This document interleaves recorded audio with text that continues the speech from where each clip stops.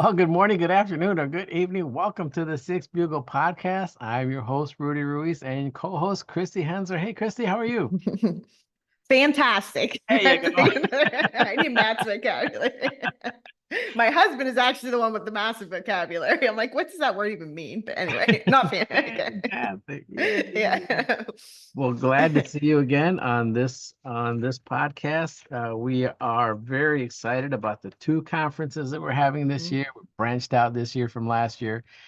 We had some folks from Wisconsin that came out last year and they really enjoyed what we did. And they said, we want our own conference. So, yeah, we can do that for you. And hopefully we'll reach out to other states. We had 8 states last year. Christy, can you believe that? Wow. Was that how many? Yeah, Okay. I didn't yeah, realize we had that many all together. Well, including altogether. you. So Okay. your state added to the list. Okay, good. And we're hoping to reach out to other states and Mhm. well, the Wisconsin area, Minnesota, Iowa. Hopefully, we'll reach out to those folks. And the other beauty is there's a airport nearby, and very nice. It's a small airport, very nice. They reach out to Chicago. So if you're from a different state and you'd like to join us, I know it was challenging for Ohio because we were so far away from Detroit Metro. But we thought it'd be ideal to have it in a place in Wisconsin that was near an airport. So we went out to La Crosse and did a site visit there. Beautiful little city, and a lot to offer there. Very friendly people. The hub was out of Chicago, so we flew into Chicago and then Chicago to La Crosse. And La Crosse is a small airport, but they have several flights every day, so it's ideal. So if you're coming in from out of state, that would be the one you'd want to go to. And they have shuttles from the airport to the hotel and back. And we have everything taken care of. Everything was in walking distance, very similar to Perrysburg. There are a lot of different restaurants and shops and specialty shops, and there's even some bars that you can go to. But Not that Rudy knows. there's a candy place and ice cream joint that's nearby. And we absolutely it's like a real old fashioned Oh, those are soda fun. fountain. Yeah, I'm gonna have to check it that out. was awesome. And Yeah. hopefully we reached out to them to be a sponsor and hopefully they'll have some samples for us. But Nice. that was really neat. And then of course the river is right nearby. And so if you get the double rooms, you'll have the river view.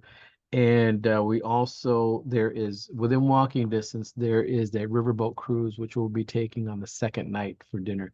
So that's going to be exciting for us. And so we're looking forward to that in Madison, or I'm sorry, in La Crosse, Wisconsin. But we also have Perrysburg, which people seem to love. A lot of people wanted us to stay in Ohio. So we thought, hey, why don't we do both? And so that's going to be on Wednesday, September 4th, Wednesday, Thursday, Friday, 4th, 5th, and 6th. We have a lot of good speakers lined up, and we're looking forward to having a very exciting event there. It's also going to be during the farmers market on Thursday. So a lot of people went to that last year and had a good time. Really nice restaurants uptown, and so that's going to be real exciting to be a part of as well. So we're looking forward to that, and all of our speakers are pretty much lined up. We still have one that we have to confirm yet, but we're very excited about that individual here in Ohio. But it's all set and we're ready to go, and we'll have our website updated very soon if it's not updated already, with all the speakers and times and bios and topics of what they're going to be talking about. So that being said, we want to talk about something different today. And Christy, what's the topic? So I'm going to tag along on the last one with when we talked about self-awareness briefly. And I want to give you, this is out of a talk I do on self-awareness, and I'll put this PDF, give it to Rudy. He can put it in the downloads Okay. on the YouTube. But the compass for self-awareness, if you can really nail this, and I'm going to hit the very high level of this. I'm actually thinking about doing a group coaching on this in the fall because you can really dig in to really nail this down. Okay. But so the north of your compass for self-awareness is your purpose or your vision. for your life. We all need to know and you all know this, as you get caught in life, in the mundane of life, sometimes in the routine of life, and you just it can feel like you're going through the motions without some kind of purpose or vision. Sure. And the purpose and vision is there to really be able to drive you forward, even on the days when you're like, why does this even matter? What am I even doing? Do I want to get up and do this one more day? And the other thing, and so it's important to clarify that for yourself. I'm not going to get into that on this call because that's a whole 4 hours in itself. But but the importance is to really nail that down. And the other thing I just want to point out is a lot of times people avoid this because they feel like they have to have this grand vision or purpose for their life, or it's not worth anything. And your purpose does not have to be earth-shattering, groundbreaking. It does not have to be, I want to stand on a stage and reach millions, or it doesn't have to be anything like that. It's your purpose. And so when you can figure out what that really is, how do you make other people's lives better when they cross your path, then you can get up every day and live with that purpose, and it can play in every area of your life. For example, my purpose is to, motivate the masses and inspire people to get over their crap and reach their potential. But sometimes, and it's, to add value to people and do those things. Sometimes that's me coming to a Six Bugle conference and speaking to a group of people, but sometimes that's me talking to the clerk at the grocery store checkout. It doesn't always need to look elaborate, but Right. it's important that you figure out your purpose. I'm going to let you weigh in on each point before I just dump the whole thing at you. And then you're like, No, forget. yeah. No, you're absolutely right. You want to be able to make sure that you know what you're for, what you're here for, Mhm. and what your purpose is. And sometimes that changes too, right? What your purpose Mhm. is. And in order to figure that out, you have to just experience life. And Mhm. sometimes, life changes and things happen. And but the main thing is if you have your core already established, then you can pivot and do other things Yes. and bring value to other people or value to yourself in a different way, Mhm. right? So yeah, absolutely. So that's north. I mean, that's kind of like your true north. That's your guiding. Even when times get tough, you're like, where's my purpose? Where's my vision? What am I going towards? Then if we move to the east part of the compass point, those are your values.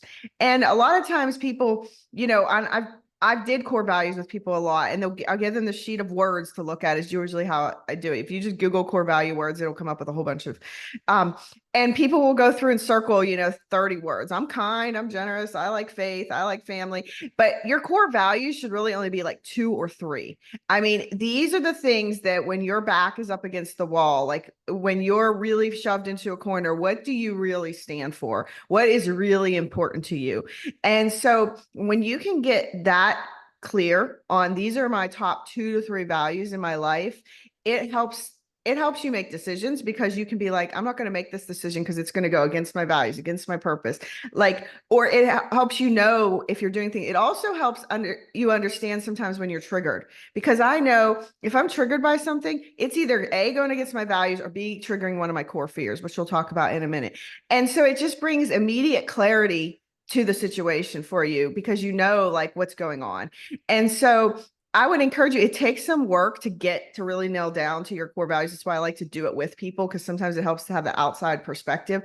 But if you can really hone down on what your values are, what you really stand for, it makes life so much easier. Yeah. And it makes you feel like you're not crazy sometimes, because my number one core value is freedom.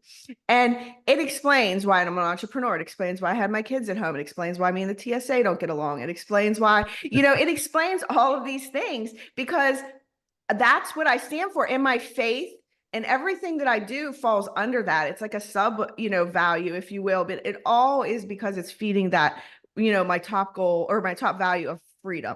And I know that now. I didn't know that for years. I just thought it was nuts. Like, why do I hate hospitals? Why do me and TSA fight every time I go through? Like, and now I know that. And so it just makes sense. So if you really can take the time to get that east compass point down and your values, it will clarify a lot of things for you.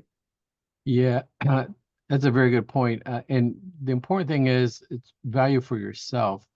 I've always Mhm. done strategic plans, and we incorporated the value component for the business, right? And Sure. and and then I often add do one for yourself to see, Mhm. because it could be different. Your values could be different Sure. from work or from family or from your faith. as opposed to just your core values.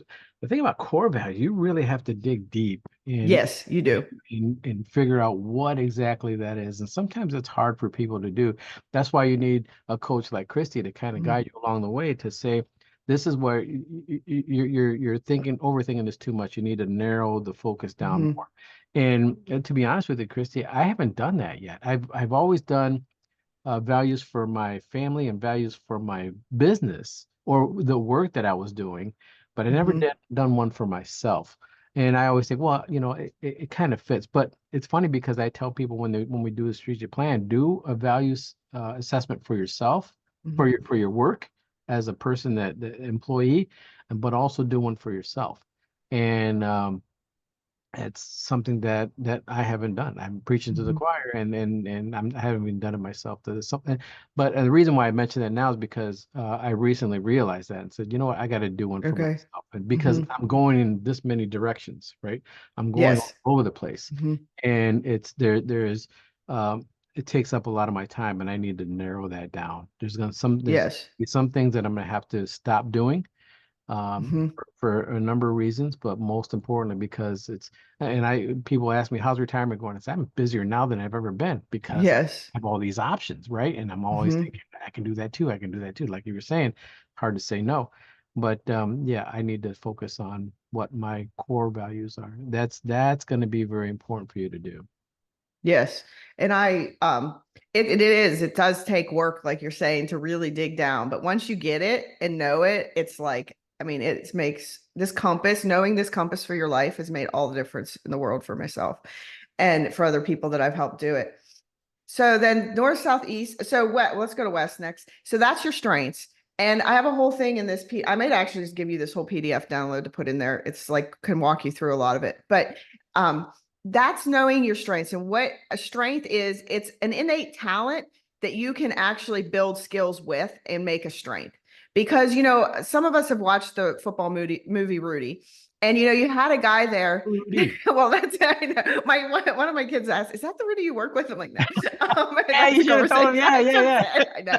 I missed my opportunity to give you a pat on the back.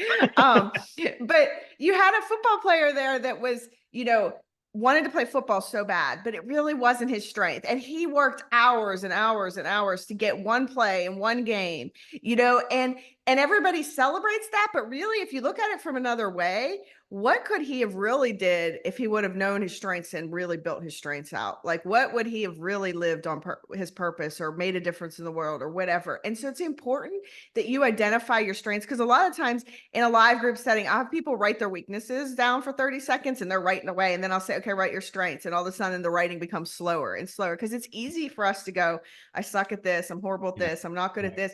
But when we stop and go, what am I really good at? Like, where are my few? And again, it's not probably going to be 40 things. I'm good at a couple things and I'm really good at them.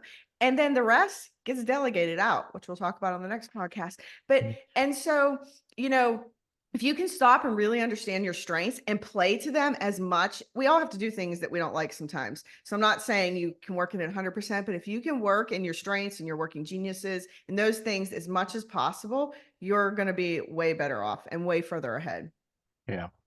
And if you were with us last year, you know what your working genius is, and Yes. utilize that, and that's still a good, valuable tool.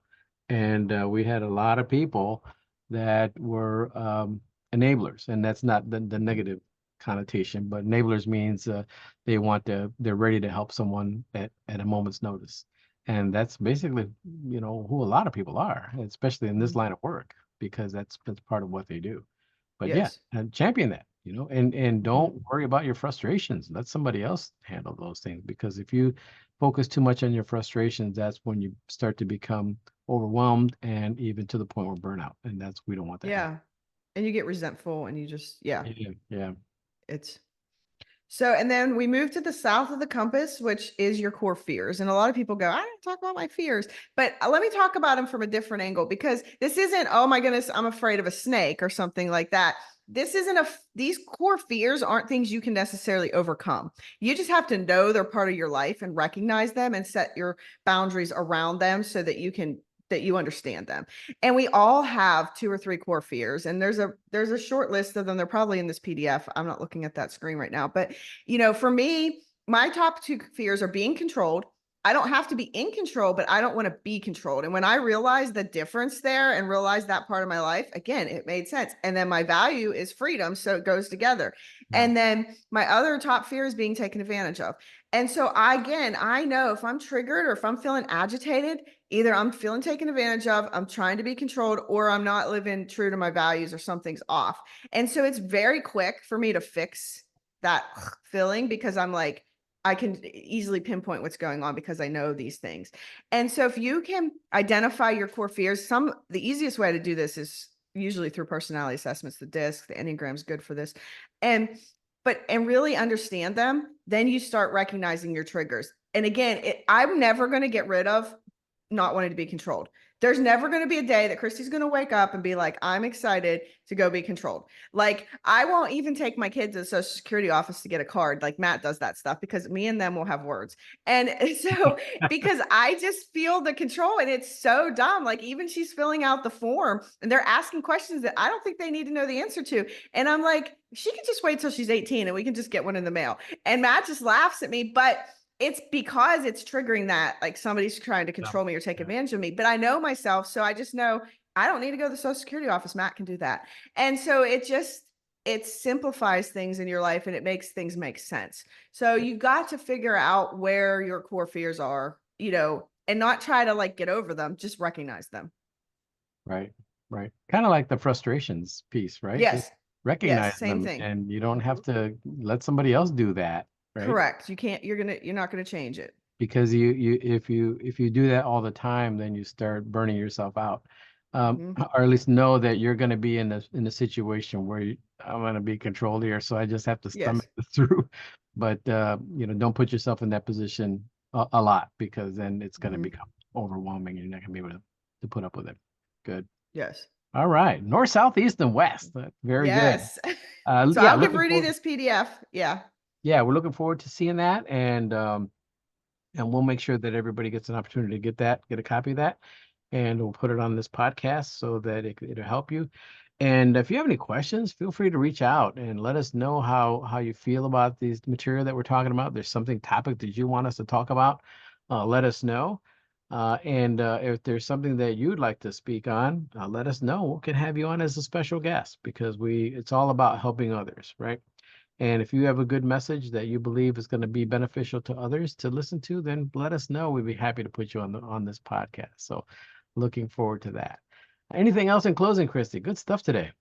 I think this is always my plug for the conference. Bring a friend. That sounds like it. But like, if you have somebody, because what I hate is for you to come and be like, that was amazing. I should have brought Joe with me, or I should have brought Sally with me. Yeah. Like, if you have somebody you think might even remotely be interested or benefit from this, like, reach out and say, hey, I'm going to this. Do you want to go too? Yeah. Like, I would encourage you to get yourself signed up, but think about who in your network could benefit from this as well.